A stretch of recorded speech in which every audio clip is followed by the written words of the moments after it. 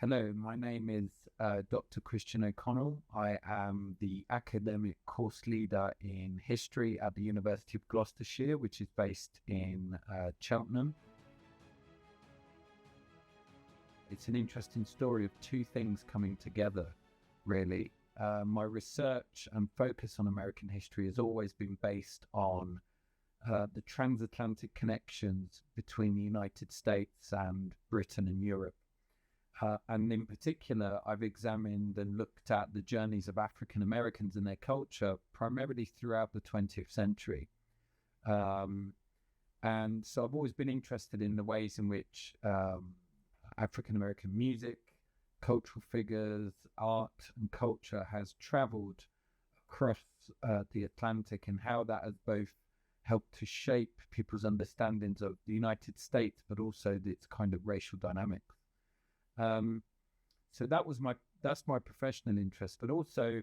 I became interested in particular in the Italian campaign through my grandfather.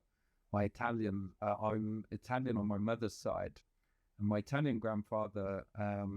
was born in 1934, so experienced the war as a young boy. And in one of the many tales he's told me about his experiences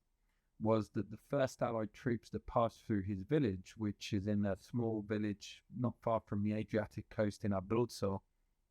were actually Indian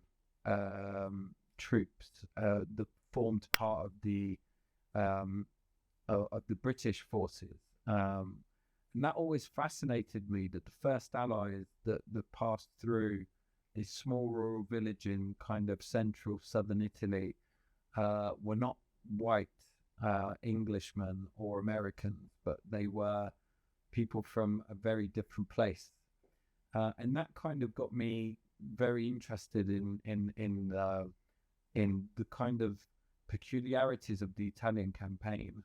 and I think this is one of the things that I've learned in my research about the Italian campaign, is the kind of ethnic and cultural diversity of the people that were sent there for the campaign, and have various functions, and tell us quite a lot about the varied and complex nature of the Italian campaign on both sides, really. I've looked in particular at the use and role of African American troops in the Italian campaign, and Italy saw some of the only African American units that were allowed to fight on the front lines, the 92nd Division and the Tuskegee Airmen that were placed in combat roles. There weren't many others in World War II, but they also, in their experiences encountering Italians, different Italians, those who were fighting alongside the Germans, and as well as the Italians who had suffered some of the worst effects of the conflict, gave them very diverse experiences of who Italians were. At the same time, they fought alongside Japanese Americans, Brazilians, as well as the various members of the English troops that came from kind of colonial parts of the empire, different parts of the empire, as I mentioned, Indians, but also South Africa, the Commonwealth, New Zealand, Canada, Australia. So it's an amazing mix, and it comes to a particular head in one moment at the end of the war, on the 6th of June in Genoa in Italy, when there is a celebration, a kind of ceremony where the African American troops return the ashes of Columbus to the city. And present at this ceremony are some of these very diverse people all together, kind of commemorating the figure of Columbus, which is a kind of very complex and contrasting image of what's going on at this moment in time. Particularly nowadays, as we're coming up to the 80-year anniversary of the end of the war and D-Day, war is taught in a particular way. But I think the Italian campaign allows you to examine very different aspects of wartime,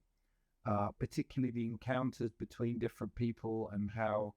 Often when we think of nations pitted against one another, we sometimes forget the diverse makeup of the peoples that represented them. And I think in the Italian campaign, you have a unique way of